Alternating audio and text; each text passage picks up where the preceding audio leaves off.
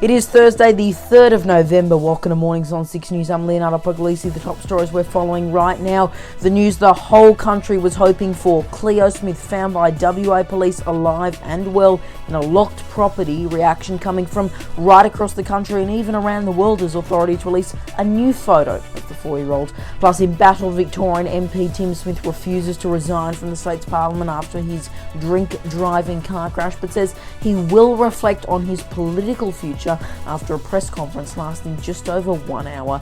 And the French ambassador slams the Morrison government over the scrap submarine deal, while the PM speaks about who leaked private text messages, declaring that claims had been made and those claims were refuted. A reminder, you can always read the latest headlines 24/7 at our new look website, 6newsau.com.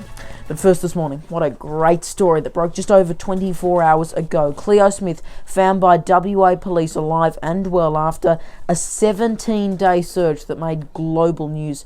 A police team broke into a locked house at around 1 a.m. local time. That is around 7 minutes away from the family property, 3 minutes away from a police station. She was found in one of that building's rooms. Now, when picked up by one of the officers and asked her name, she simply responded, "My name is Cleo." The man is now in custody and being questioned by authorities. Reaction coming from right across the country and around the globe. It's been reported on CNN, Sky News UK, the BBC. PM Scott Morrison saying on Twitter, "It was wonderful, relieving news. Cleo Smith has been found and is home safe and sound.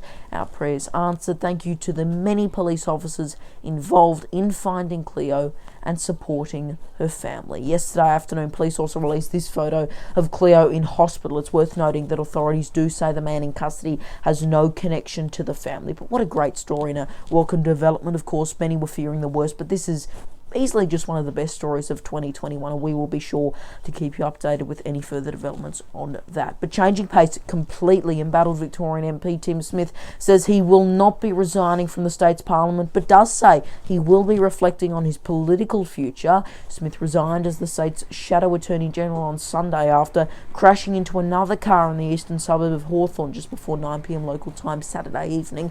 Victoria police saying he had a blood alcohol level of 0.131. That is more than twice the legal limit. Now, yesterday afternoon, the member for Kew spoke during a press conference that lasted just over an hour. I'm not unwell, I'm an idiot. I think that as we get older, we understand that certain things happen in life that are profoundly, cataclysmically wrong. And that humanity does have a way of forgiving. And as we've shown you before, this was the scene of the crash. 6 News was the first outlet there, The Age, now reporting that the fence that was damaged was just in front of an 8-year-old's bedroom. So quite amazing that no one was hurt. Queensland's Health Minister is standing by a decision to mandate hotel quarantine for returning international travellers. Yvette Darth says the risk is too great for overseas arrivals until the state hits 90% fully vaccinated. Right now, Queensland is edging closer to the 80% double-dose mark, where quarantine will no longer be required for people arriving from interstate COVID hotspots. Yesterday, the Sunshine State saw no new locally acquired cases, but exposure sites have been listed, some new ones. Authorities saying an interstate truck driver was infectious in the state on October 31st. Anyone who was at the Goondiwindi BP truck stop and the Cunningham Highway between 10:30am and 11am local time has been told to get tested for the virus. The French ambassador has slammed the Morrison government over its scrapped submarine deal. Speaking at the National Press Club yesterday, he declared the move was a stab in the back. This vision courtesy of the ABC. Renegating on its commitment was a unilateral act from this Australian government, a conscious decision, and it is its historical responsibility. Alarm bells should have rung to the likely consequences. And if it was the case, and they did run, and they were disregarded, it's even worse. Now, already we know Scott Morrison has hit back after that earlier accusation from the French President Emmanuel Macron that the PM lied to him, declaring he will not cop sledging about Australia's integrity.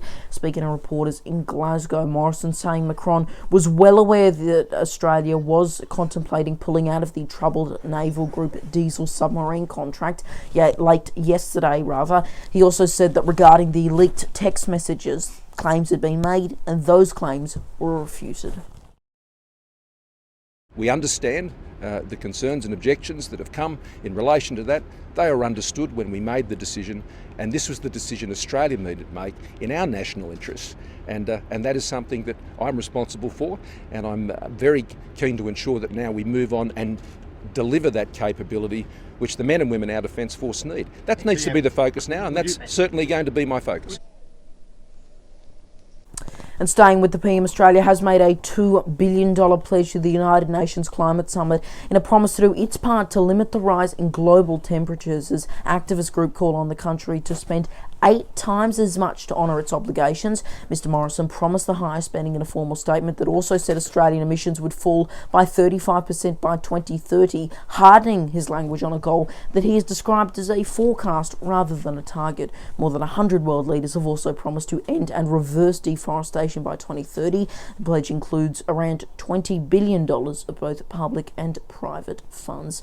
To the weather now, and there's been gloomy conditions across Victoria after rain hit the state following a few days of welcome sunshine, but we are expecting more of that soon as we go to the national map, where Brisbane is expecting a high of 25 degrees, light rain, and 22 in Sydney, 17 in Canberra, 18 partly cloudy in Melbourne, rain expected on Friday and throughout the weekend. However, sunny and 17 in Hobart, 25 in Adelaide, 33 in Alice Springs, 22 in Perth, and Darwin, a warm top, the usual there, of 36. And just before we go this morning, a reminder, and I said this on Sunday, go check out our new look website, 6newsau.com. It's basically like any other news website you can imagine, ABC, Herald, Sun, The Age, or whatever, but there are no paywalls and you don't have to log in. We have an article up, we had one up yesterday morning, around 15 minutes, just 15 minutes after the Cleo Smith news broke. We've had plenty of other articles and some write-ups there that you won't see videos of, so check that out now, 6newsau.com. And that is mornings for this Thursday. Thanks so much for tuning in. I'll be back Sunday night at 8 p.m. Eastern Time, and we'll of course have the latest headlines on social media 24/7, and of course the website 6newsau.com. I'm Leonardo Puglisi. Have a great day.